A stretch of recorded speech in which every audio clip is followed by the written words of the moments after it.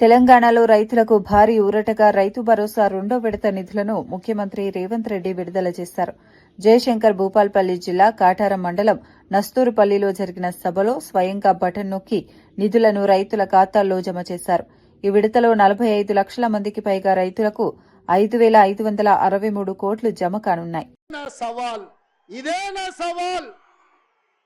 నా సవాల్ కాంగ్రెస్ పార్టీ కార్యకర్తల తరఫున చూసుకుందాం. కేసీఆర్ నువ్వు నేను వచ్చే ఎన్నికల్లో నువ్వు నేనా ప్రజా పాలన పాపాల భైరవుడా మా కాంగ్రెస్ పార్టీ కార్యకర్తల లక్షలాది మంది 10 ఏళ్ళు కేసులు కట్టుకొని జైలుకు పోయి ప్రాణాలు వదిలి ఊపిరి బిగబట్టి జెండా మోసి అధికారంలోకి వస్తే పాపాల భైరవుడు రావాలి, ప్రజా పాలన పోవాలి అని మాట్లాడడానికి నీకు సిగ్గెట్లొచ్చిందని నేను అడుగుతున్నా మనిషిని.